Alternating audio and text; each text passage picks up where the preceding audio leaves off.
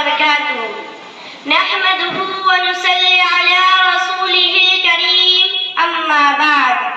ہم اپنی جان کے دشمن کو اپنی جان کہتے ہیں ہم اپنی جان کے دشمن کو اپنی جان کہتے ہیں محبت کی اسی مٹی کو ہندوستان کہتے ہیں ہندوستان کہتے ہیں جناب صدر معزز اساتذہ اکرام اور عزیز ساتھیوں سب سے پہلے آپ تمام کو میری طرف سے ملک ہندوستان کی آزادی کی بہت بہت مبارکباد حضرات یہ وہی آزادی کا دن ہے جس کو حاصل کرنے کے لیے ہمارے آباء و اجداد نے بہت سی مشکلات اور مصائب کا سامنا کیا یہ وہی آزادی کا دن ہے جس کو حاصل کرنے کے لیے ہمارے آباء و اجداد نے بہت سی قربانیوں کو پیش کیا یہ وہی آزادی کا دن ہے جس کو حاصل کرنے کے لیے مہاتما گاندھی نے خود کو بھوک سے دوچار کیا تھا یہ وہی آزادی کا دن ہے جس کو حاصل کرنے کے لیے اشفاق اللہ خان پھانسی کے پھندوں کو چوما جب بھگت سنگھ کو پھانسی کے پھندوں پر چڑھایا گیا تھا تو بھگت سنگھ نے اپنی زبان سے الفاظ نکالے تھے اب بھی جس کا خون نہ کھولا وہ خون نہیں پانی ہے اب بھی جس کا خون نہ کھولا وہ خون نہیں پانی ہے جو دیش کے کام نہ آئے وہ بیکار جوانی ہے بیکار جوانی ہے ہندوستان کی تاریخ بول رہی ہے کہ ملک ہندوستان کو آزاد کرانے میں بہت سے لوگوں نے اپنا اہم رول ادا کیا اور اگر ہم بہادر شاہ ظفر کی بات کریں جب 1857 کی جنگ میں بہادر شاہ ظفر کو رنگون کی کالی کوٹھی کے پیچھے دھکیلا تو انگریزوں نے کہا تھا کہ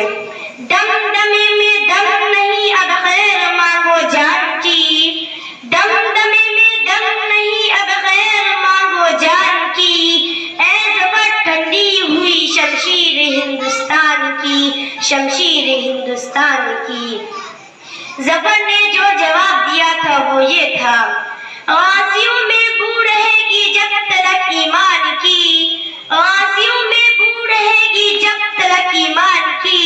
تخت لندن تک چلے گی تبلیغ ہندوستان کی تبلیغ ہندوستان کی ہندوستان کو آزاد کرانے میں صرف بزرگوں کا نہیں بلکہ بچوں سے لے کر بڑوں تک ہر ایک نے عظیم رول ادا کیا خودی رام کو 17 سال کی عمر میں اپنی جان کو نچھاور کر رہا تھا آج ہر طرف سے آپ کو مبارکبادی دی جا رہی ہے اور دیش بھکتی کا ثبوت دیا جا رہا ہے لیکن حقیقت میں اصل دیش بھکتی وہ ہے جہاں پر ایک کسان تپتی دھوپ کے نیچے پورے ملک ہندوستان کے لیے اناج کو پیدا کرتا ہے اصلی دیش بھکتی وہ ہے جب سرکاری ملازمین رشوت دیے بغیر کام کو اپنی ذمہ داری سمجھتا ہے اصلی دیش بھکتی یہ ہے ہمارے ملک میں ہندو بھی پیدا ہوا مسلمان بھی پیدا ہوا سکھ بھی پیدا ہوا لیکن سب سے بڑی بدقسمتی ہے کہ انسانیت پیدا نہیں ہوئی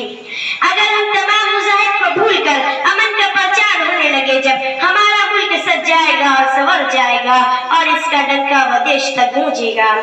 ایک دوسرے کا ہم سبھی سمان کریں گے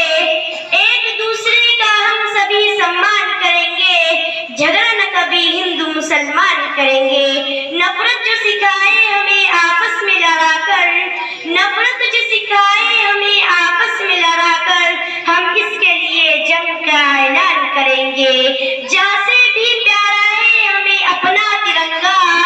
جہاں سے بھی پیارا ہے ہمیں اپنا ترنگا ہم اس کے لیے جا بھی قربان کریں گے ہم اس کے لیے جا بھی قربان کریں گے جھگڑا نہ کبھی ہندو مسلمان کریں گے السلام علیکم ورحمۃ اللہ وبرکاتہ